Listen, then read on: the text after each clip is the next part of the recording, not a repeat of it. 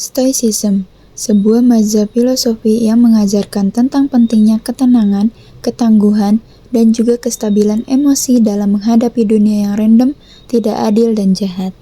Stoicism awalnya diajari oleh Gino Obsidian yang sebelumnya mendapat musibah besar, yaitu kehilangan semua kekayaannya. Karena kapalnya tenggelam di perjalanannya, dia kehilangan semua yang dia miliki. Murni karena tindakan tak terduga dari alam. Dilanjutkan oleh Epictetus, seorang budak yang menghabiskan hampir seluruh hidupnya dalam penjara. Kemudian dilanjutkan oleh Seneca, seorang politikus Roma yang pernah bertahan melewati bangkrut dan pengasingan. Dilanjutkan oleh Marcus Aurelius, seorang kaisar Roma yang dalam 19 tahun menuntunnya memimpin perang-perang besar. Dan di saat yang sama harus menghadapi kematian dari anak-anaknya. Stoicism ini awalnya mulai di Yunani kuno, dan kemudian nantinya mendominasi Romawi kuno. Pengikut-pengikut filosofi ini sangat banyak dan menyebar luas. Mulai dari seorang budak, sampai seorang kaisar. Dan sangat terkenal sampai di zaman sekarang. Karena filosofi ini tidak sama seperti filosofi-filosofi lainnya. Yang ini membantu kita menghadapi perasaan-perasaan negatif yang muncul karena kejadian-kejadian yang kurang mengenakan yang terjadi kepada kita. Orang yang memahami atau mendalami filosofi ini biasa dikenal sebagai Stoics. Stoics sekarang lebih dikenal sebagai orang yang tenang menghadapi hiruk-pikuk dunia, yang bisa tenang menjalani ketidakadilan dan tetap berusaha dalam menjalani hidupnya. Stoicism ini juga sudah menjadi hal yang umum dipraktikkan oleh pemimpin besar di dalam sejarah. Orang yang Stoics adalah orang yang bisa tetap tenang meski sedang tertekan. Stoics adalah orang yang bisa menghindari emosi yang berlebihan, orang yang tahu kapan harus marah dan kapan harus sedih, dan yang terpenting, orang yang Stoics tahu marah. Terkadang ada hal yang rasional untuk dilakukan, tapi dalam kebanyakan situasi. Marah-marah gak jelas hanyalah sumber dari keputusan-keputusan bodoh, yang berujung pada penyesalan. Begitu juga dengan sedih. Dan kapan untuk berhenti sedih dan melanjutkan hidup, karena mereka tahu, sedih berlebihan tidak akan membawa seseorang kemanapun dalam hidup. Untuk bisa menjadi orang yang Stoics, ada beberapa eksersis yang bisa kita lakukan.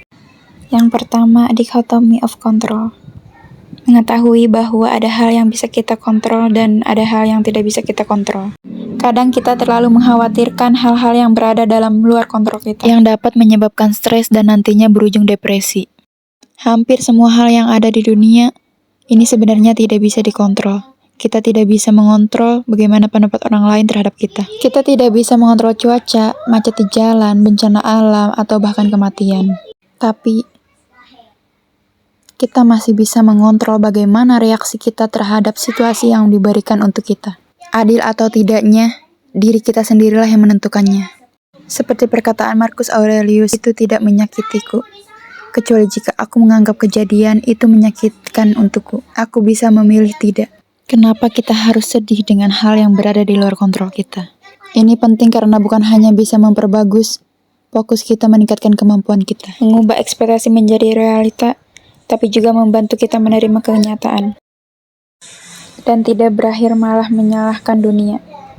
Kita nggak bisa kembali ke masa lalu untuk mengubah hal yang mungkin salah kita lakukan, tapi kita bisa mengubah bagaimana persepsi kita terhadap masa lalu yang terjadi kepada kita. Sekuat apapun teriakan dan klaksonmu, macet tidak akan tiba-tiba berubah jadi lancar.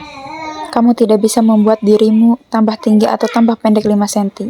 Cuma dengan berharap, sekeras apapun kamu mencoba, kamu tidak bisa tiba-tiba terlahir di negara berbeda. Kamu tidak bisa berharap memiliki orang tua yang berbeda dengan ekonomi dan status yang berbeda. Waktu yang kita habiskan untuk mengkhawatirkan dan berharap kosong terhadap hal-hal yang ada di luar kontrol kita, seharusnya bisa kita pergunakan untuk hal-hal yang bisa kita kontrol.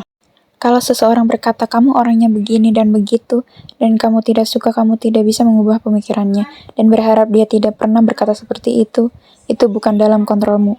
Tapi yang bisa kamu kontrol adalah bagaimana reaksi terhadap perkataan orang itu. Kamu sendirilah yang menentukan bagaimana kamu harus sedih, marah, atau tidak memperdulikannya. Itu semua tergantung pada dirimu sendiri. Yang kedua, premeditation malorum.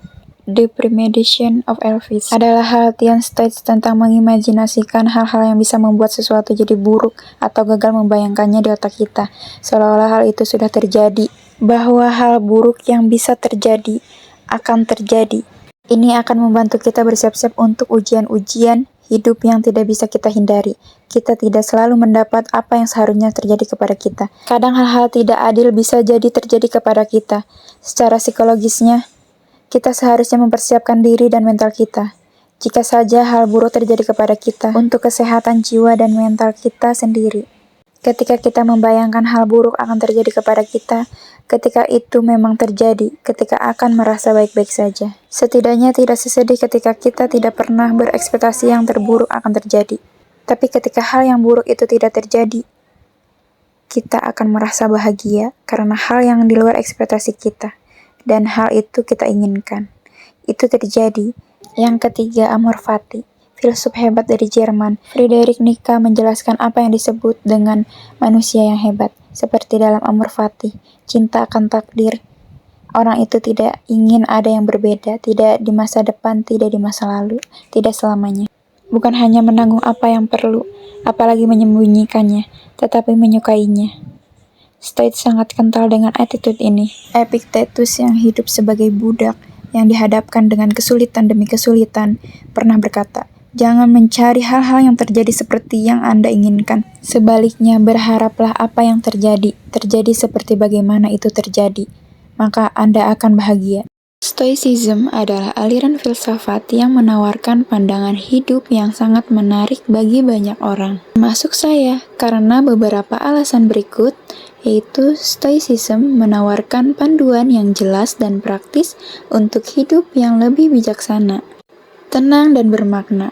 Nilai-nilai dan ajaran-ajaran yang mendalam memberikan alat yang berguna untuk menghadapi tantangan hidup dengan sikap yang lebih positif dan konstruktif.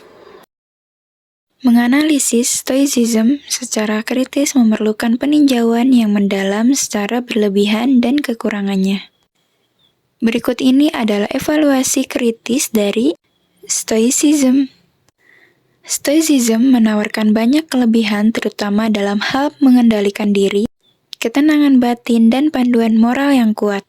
Namun, ada juga beberapa kekurangan yang perlu diperhatikan seperti potensi kurangnya ekspresi emosional, penerimaan yang pasif, dan tantangan dalam penerapan ide-ide ini dalam kehidupan modern.